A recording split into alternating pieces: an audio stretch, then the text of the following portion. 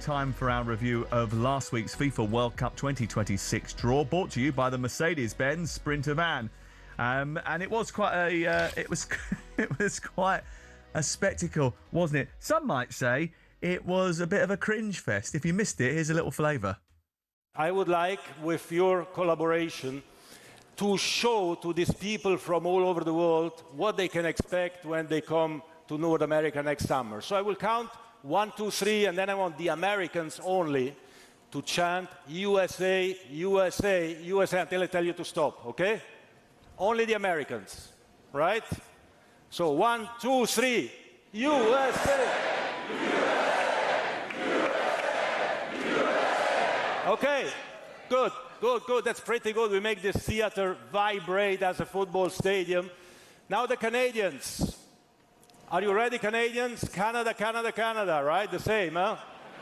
Are you ready? 1, 2, 3.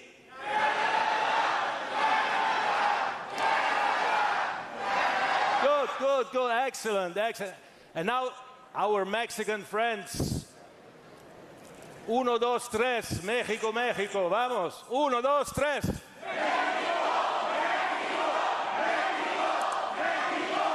Muy bien, muy bien. Thank you very much.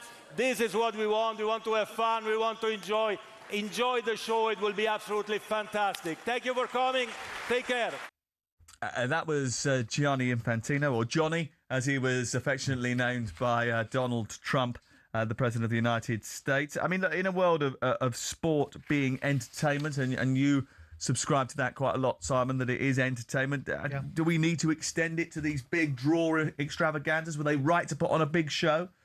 Well, it's theatre, isn't it? I mean, it's the world's biggest sports tournament. It's in the most powerful nation in the world. It's got the most famous man on the planet that is the president of that country. All of those component parts. It's supersized me. The Americans do style over content a lot of the time. So why wouldn't we expect this to be the case? I'm not offended by it. I didn't expect anything less of it. I think it's ridiculous that FIFA get involved with peace awards and awarding it to Trump. But notwithstanding that, it is what it is. You know, the world of politics and sport intertwine, whether guys like me like it or not. I want to try and marginalise that as much as I possibly can. Infantino is a sycophant politician that creates outcomes. We still don't see any more transparency about the nature of FIFA.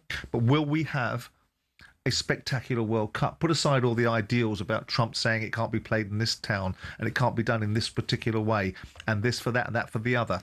Will we have a tournament that produces the best football? Debatable, because the nature of how many teams are in it and the construct of it might create some challenges around the quality of some of the games. But most importantly for us watching in this country, are we going to have an England team that can really punch its weight with a manager that's capable of delivering what the previous manager stuttered to be able to achieve, despite being in a position to be able to do so? Martin?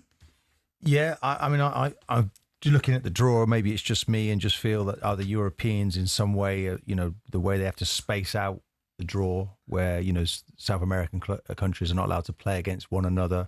The Europeans, that's a volume number, though, isn't it? I know that we're trying to make it ever bigger, and it's 48 teams now. But we're playing Croatia, and it's ironical that they've won 7 matches and we've won 8, and we end up playing against a European nation locally that we probably shouldn't have to play. I don't understand. I know they weren't seeded, but nonetheless, I know you're looking at me positive. Yeah, because there's more European teams than there are South American teams, so they can play each other. That's right. But what I'm saying is it really right and proper then that the best, Croatia have been alongside England the next best qualification record, and we've ended up playing them as our first match? I don't think that's quite right. I know that can't happen to the South American countries by virtue of the fact that there are not as many European nations as they are, and they've extended it, and they've been gone from 13 to 16, and the South American teams have all increased. I'm all for that. We want the whole world playing in this World Cup, but the draw was so protracted.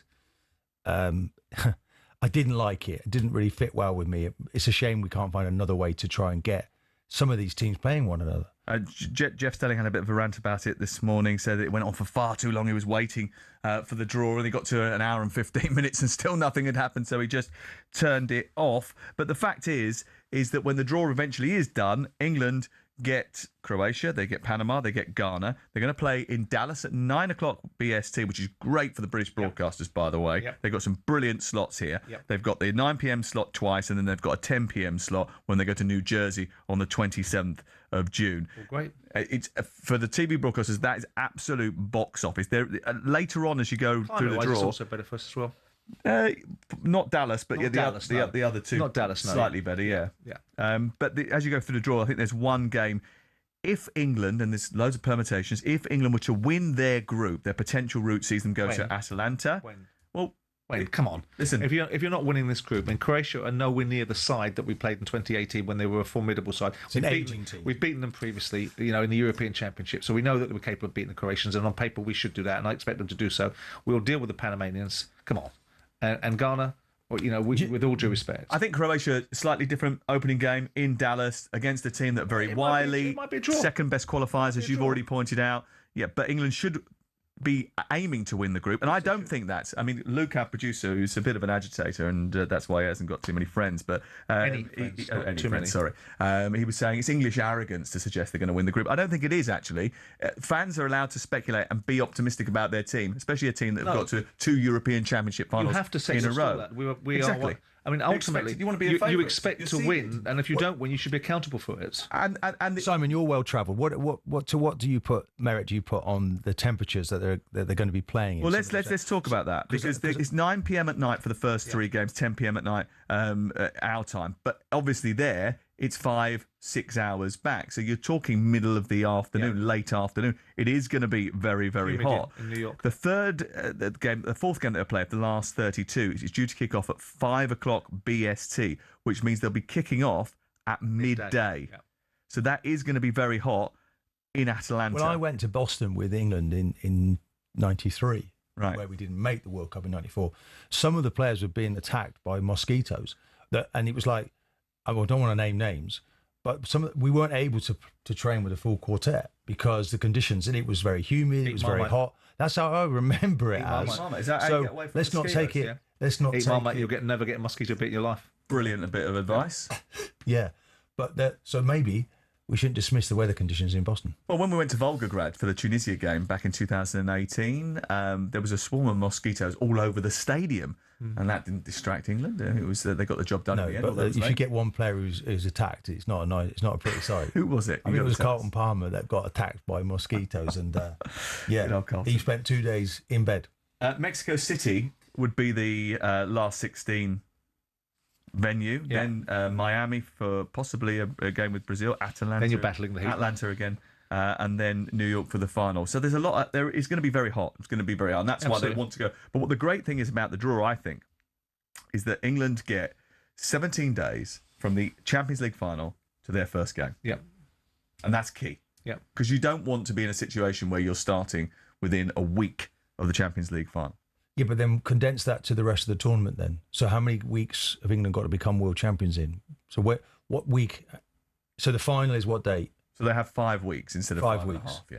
Okay. Well, they've still got to be out there, though. They've still got to be in wherever they're going to go for 9 days. That's the major disadvantage. It's always been factored into people's thinking as the reason why England may not win this World Cup. Not just because there are better sides, because the reason why we brought Tuchel in was to be able to remove ourselves past that hoodoo where we cannot beat sides on paper that we potentially aren't favourites to beat.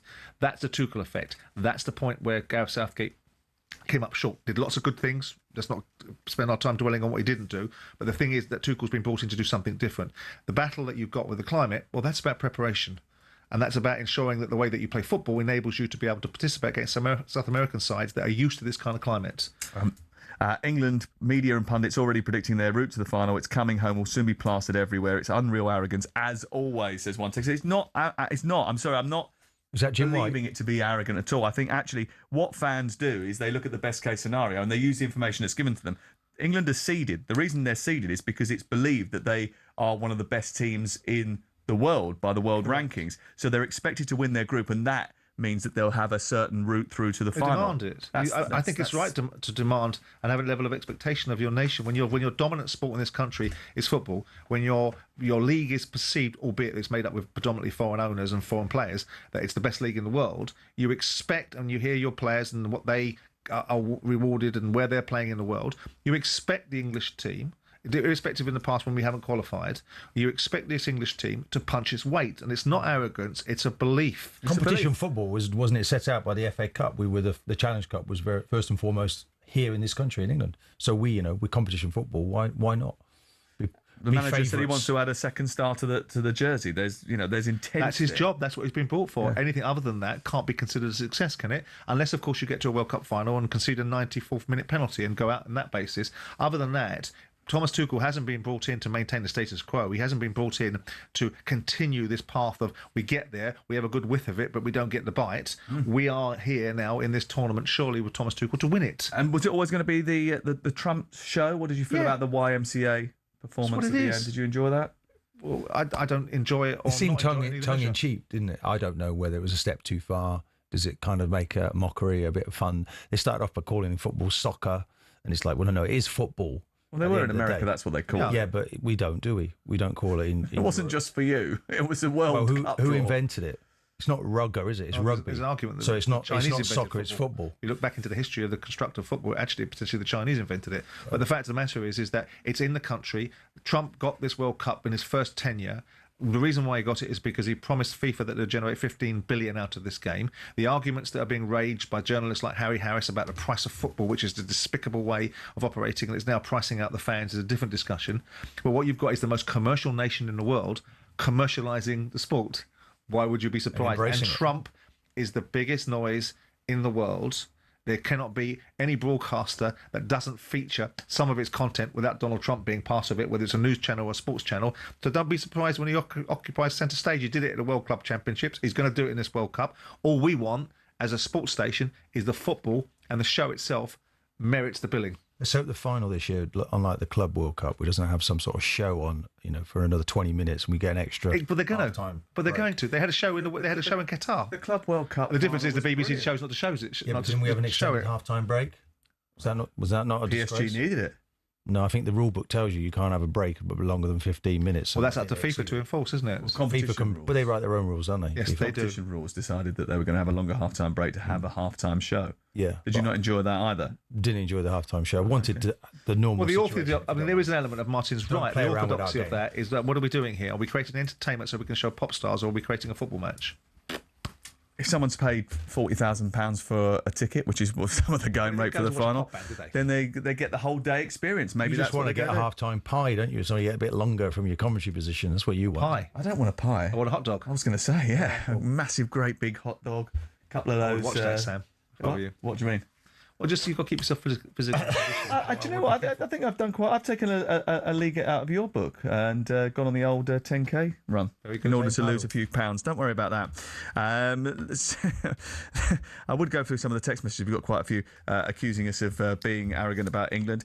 Honestly, I don't believe that is the case. Of jocks? I don't know who it is, but I'm just because there's quite a few of them just sort of suggesting. What do you base it on? Ask the Scots now if they think England didn't just sort of beat minnows in qualifying, but everybody does because that's the way the qualifying works. They did. But they're seeded because of the fact that they got to 2 finals, and they are one of the better teams. They did lose. That's right. That's why they're only 4th seeds, not first.